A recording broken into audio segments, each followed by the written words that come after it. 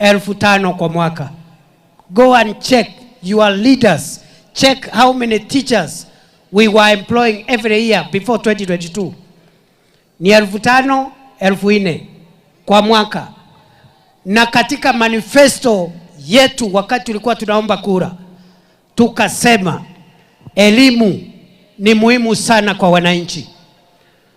Mambo ya elimu ni mambo muhimu, kwa sababu elimu ndio inasawazisha mtoto wa maskini na mtoto wa tajiri. Wote wakisoma wanakuwa sawasawa na wote wanakuwa matajiri. Haijalishi mzazi wako alikuwa maskini ama tajiri. Ukisoma mtoto anakuwa anajimudu, anakuwa tajiri. Na kwa sababu elimu ndio inaleta usawa, tumetumia pesa nyingi ya serikali kuongeza idadi ya walimu. Ndio mtoto akifika shuleni akutane na mwalimu. And I want to challenge those who are saying that they can't see what this administration has done. Tulikuwa tunaandika walimu 5,000 kwa mwaka, 5,000 kwa mwaka, alafu tukaona tukienda na hii speedi hatutawezana na shida ya upungufu wa walimu. Tukaanza kuandika walimu 20,000 kila mwaka. Sasa tumefikisha walimu 100,000 wale wameandikwa katika utawala huu, na mwezi huu tunaongeza wengine 20,000. Na ukisoma katika manifesto ya UDA na Kenya Kwanza, tulikuwa tumesema miaka 5 ya kwanza tutaajiri walimu 116,000. We had committed in our manifesto to employ 116,000 teachers in Kenya, to make sure the children of the rich, the children of the poor, all of them get teachers in school. They can have quality education. I am happy to report 4 years later, we are now going to surpass our own target. Instead of 116,000 teachers, by end of this month, we will have recruited 120,000 teachers in the Republic of Kenya. Kwa hivyo tukisema 2 term, sio 2 term ya mambo ya bure ya ujinga. Niseme nisiseme? Niendelee? Wale watoto wetu wote walikuwa wamesomea ualimu na walikuwa nyumbani. Wote we are mopping them into employment. And our children are going to get quality education. 120,000 teachers in 5 years. Ukifanya hesabu, utaona ya kwamba we are employing over 20,000 teachers per year. Na kama tungeenda na ile speed ya zamani ya walimu 5,000, it would have taken us 20 years to employ the teachers we have employed in 5 years. Rais ni fire, si fire? Fireman ni fire, si fire? Tuendelee tusiendelee? Tumejenga madarasa 23,000. Tumejenga mahabara ambaye ni laboratories ya watoto kufanya mambo ya sayansi 1,600 katika taifa la Kenya, ili tulete usawa. Mwanafunzi akienda kufanya mtihani hawe amepata laboratory ya kuona ile vifaa ambavyo atatumia siku ya mtihani, sio kuenda kukutana na microscope siku ya KCSE ama siku ya mtihani ya form 4. Tunataka kila shule katika Kenya iwe na mahabara, watoto wetu wasome ndio wasaidie taifa letu la Kenya. Tuendelee tusiendelee? Ni fire, si fire?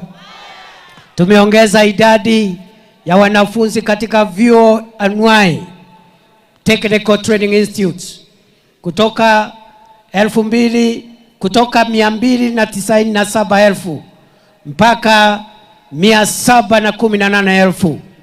We have increased enrollment in our technical training institutes in the Republic of Kenya from 297,000 in 2022 to currently 718,000. And we have introduced reforms in the technical education sector, including the recognition of prior learning, including the dual training policy, including the modularization program, modularization curriculum that allows wale ambao wako na ujuzi tayari lakini hawako na certificate, wanaenda kwa TTI wiki 3 wanapata diploma yao kwa sababu wako na ujuzi tayari, kile hawana ni certificate. Wanaenda tu wiki 3, wanafanyiwa assessment, wanapatiwa certificate, wanarudi wanaendelea na jua kali yao. Kwa watu wa matajiri hawajui hiyo ni nini, kwa sababu hawajui watu ya jua kali wanahangaika. Wanafanya biashara lakini hawana certificate ambayo ingempatia kazi hata ng'ambo. Mambo ya university education, tunaendelea kuboresha mfumo wa ufadhili wa elimu ya chuo kikuu, na tumeweka mswada sasa katika bunge la kitaifa ili kuwezesha tukienda mbele. Hakuna mambo ya sijui ati tupatie huyu mwanafunzi msaada kiasi hii ama msaada kiasi hii. Tumesema ya kwamba kutoka mwaka ujao mwanafunzi wowote, kijana msichana wa taifa la Kenya, bora umehitimu kwenda chuo kikuu, utakubaliwa kufanya ile kosi ambayo umechagua, na vile vile serikali ya Kenya itagharamia masomo ya wale wanafunzi wote ambao wataenda chuo kikuu. Hiyo mswada iko bunge, wabunge mpitishe haraka, na msidanganywe sijui hii ni mambo ya campaign. Kila siku nimewaambia maendeleo ni hatua baada ya hatua, na hatuwezi kusimamisha maendeleo ati kwa sababu kuna uchaguzi unakuja next year. Uchaguzi utakuja na utapita, Kenya itabaki. Na wale watu wa kisirani wawachane na mambo ya kuchafua amani ya nchi. You should not talk as if Kenya is coming to an end next year. Kenya will remain. Mambo ya uchaguzi ni mambo ya siku moja. Wananchi wataenda wachague viongozi wao, alafu wale watapita wakuwe viongozi wa taifa. Wale watashindwa wangojee siku ingine, Mungu atawasaidia. Wacheni kuleta kasheshe na fitina na vurugu na vita. Tuweke amani, tupige kampeni ya amani. Wale watashinda ndio watakuwa viongozi, wale watashindwa wangojee, wataongoza siku ingine. Kiona kiongozi yako na ujinga ya kuleta vita katika taifa, huyo ni mtu kumbavu. Mnasema tuendelee na kampeni ya amani. Mnataka amani katika nchi yetu? Mnataka amani ama vita? Ni amani ama ni vita? Ni amani ama ni vita? Wacha nione wale wanasema wanataka mambo ya amani jameni. Yes. Yes. Yes. Kwa hivyo hapo ndio tumefikisha mambo ya elimu. Mambo ya afya. Jambo la 5 ni afya. Niseme nisiseme? Wakati Rais Ruto ameapishwa kama rais wa Jamhuri ya Kenya miaka 4 iliyopita, kuna counties zilikuwa na wale walikuwa wanaitwa community health volunteers, lakini hawakuwa wanapata mapato, walikuwa tu wanajitolea, wanapewa kitu kidogo hapo. Counties zingine hazikuwa na wahudumu wa afya mashinani. Mheshimiwa Rais akaketi na baraza la magavana, wakakubaliana ya kwamba lazima tuwe na wahudumu wa afya mashinani. Wale watatembea nyumba kwa nyumba kusaidia wananchi ili magonjwa iweze kutambulika mapema kabla haijakuwa kubwa, kabla haijaleta gharama, kabla haijaleta hasara. Tukasema katika Jamhuri ya Kenya lazima kila kijiji, kila sehemu tuwe na mhudumu wa afya, na tumtafutie vifaa. Akifika nyumbani anakupatia ushauri wewe na familia yako, anakupatia vile vipimo vya rahisi ambavyo havihitaji madaktari wakubwa. Anaangalia msukumo wa damu ama blood pressure, anaangalia temperature, anaangalia uzito wako, anaangalia urefu wako, kuangalia kiafya, na kama kuna dalili ya ugonjwa wowote anakutuma kwa daktari mapema, ndio ugonjwa usikuharibu na ugonjwa usikuletea hasara.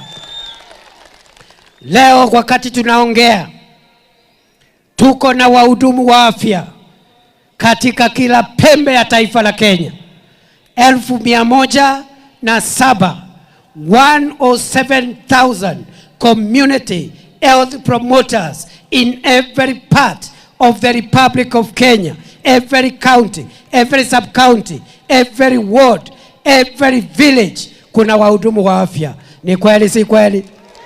Ni kweli si kweli? Tukakubaliana national government itoe 2,500, county governments itoe 2,500, tuwatafutie sabuni kidogo, ndio hii kazi kubwa wanafanya, at least wawe wanasaidika kidogo. Vile vile national government ikawatafutia vifaa vya kufanya vipimo vya matibabu. Na vile tunaendelea, wiki ambayo imepita ambayo tumekuwa na kongamano la afya, Rais ametangaza mambo mawili katika hiyo sekta ya wahudumu wa afya. Ya